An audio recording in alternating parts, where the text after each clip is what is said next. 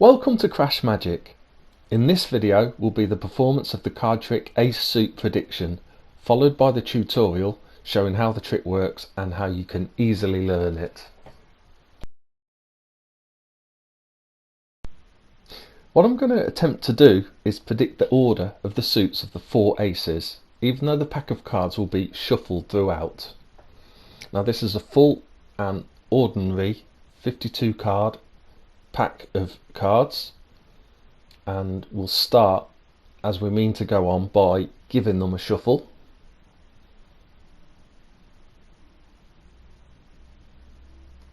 Hopefully you can see this is an absolutely fair and proper shuffle.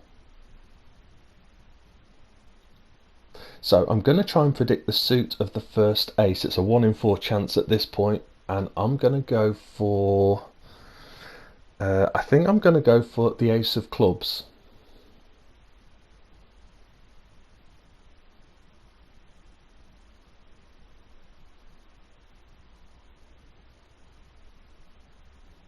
And there it is, the ace of clubs. So that's the first ace. Now before I try and predict the suit of the next ace, let's give the cards another shuffle.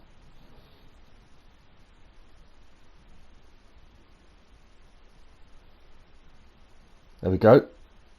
So of course it's going to be a 1 in 3 chance this time. My chance has actually improved, and I think I'm going to say the next card will be, I'm going to go for ace of hearts. Yeah, ace of hearts I think.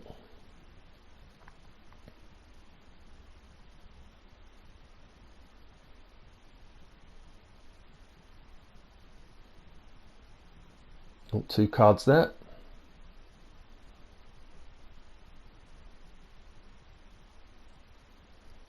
And there it is, the ace of hearts.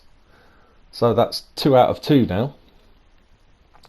Okay, 2 aces left, of course just one more to try and predict, and my chances have now improved to a 1 in 2 chance, but of course the chance of getting all 3 aces in a row will have been 1 in 24 if I manage to do it.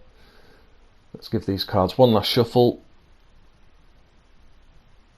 So we've got the hearts and the clubs. I think I'm going to go for diamonds for the last one. No, make that spades. I'm going to go for the ace of spades.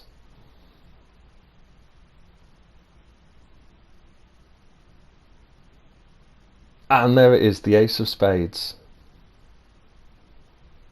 So hopefully, if we keep going, we should, with any luck, find the last ace, the ace of diamonds.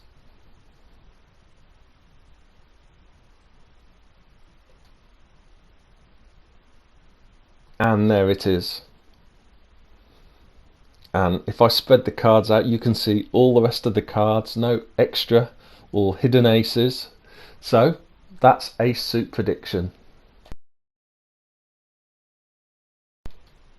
Well, I hope you enjoyed that performance, and now let's have a look at the tutorial for this one. This is such an easy trick to perform this one, but it's a good effect I think. So of course you need 4 aces to start with. It doesn't matter the order, but you need to know the order. I use clubs, hearts, spades and diamonds and use the acronym CHASED to remember that, but as I say, 4 aces in any order as long as you can remember that order. We then need 3 cards off the top of the pack. The number doesn't actually matter as long as you just put the aces a couple of cards down. It just makes it easier to disguise them. So again, at the top of the pack we've got our 4 aces in the order that we can remember, and then 3 cards on top. So that's all the setup complete, and now you're ready to start. So obviously if you're going to be displaying the cards, you've got to make sure you do not show those aces. So what I normally do instead is just spread them out in between my hands a bit, so then I don't go right down to the top, so the aces can't be seen. Of course you can do false shuffles and false cuts as well if you like. So we're now ready to start predicting the order of those aces, and what I'm going to do just for the tutorial is I'm going to turn those 4 aces face up just so it's clearer to see what's going on, it's easier to follow it. So I'll keep them in the same order, so clubs is on top for me, then hearts, then spades, then diamonds, but I'll just put them face up. Okay, so we're now going to riffle shuffle the cards. So split them roughly in half. And the key thing every time you split the cards is to make sure those 4 aces always appear in the same pile. It doesn't matter which pile, you don't have to track them. But of course at the moment they're all near the top, so it's really easy. They're all in the same pile. You can riffle shuffle them together. And even though of course we've shuffled the cards, those 4 aces, even though there might be other cards in between, are still going to be in the same order. So the clubs is the top one, as we know, if you use the same order as me. So we predict the first ace is going to be the ace of clubs, and there it is. So we put that to the side. We can pick this little pile back up and put them on top at this stage, because at the moment our other 3 aces are going to still be fairly near the top. So we can be confident that when we split the pack in half for the next riffle shuffle, they're still all going to be in that same top pile at the moment. So we can shuffle them again. And of course this time we're going to predict that the next ace is going to be the ace of hearts.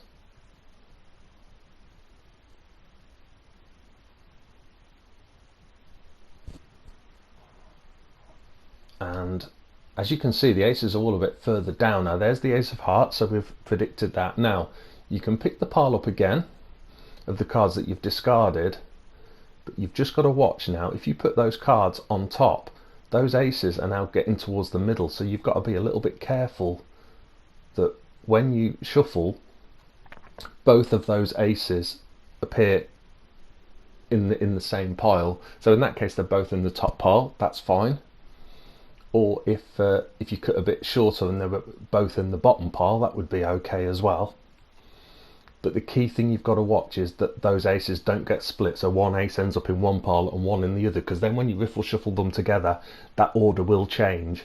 So because of that, what I normally do once we've found the second ace, the ace of hearts in our case, this pile down on the table, instead of putting it on the top like we did the first time, I normally put it on the bottom. That way both of the remaining aces we know are still fairly near the top, and when we split the pack in half to do the riffle shuffle, we're much more certain that both aces are in the same pile of cards.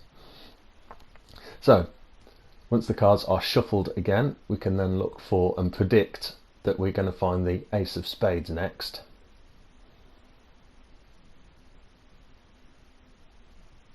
And hopefully it's here somewhere. Ace of spades, where are you? There we go, there's the ace of spades. Of course these cards will be face down, but there's the ace of spades that we've predicted, so we can put that down. And then I always like to just keep dealing and show that the ace of diamonds is there somewhere in the pack. In this case it was right next to it, it might not be, and then spread the cards out as well.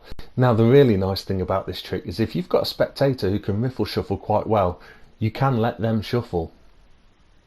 Well, that's the end of the video. If you liked it, please like it and subscribe. If you've got any comments, leave them down below, and see you soon.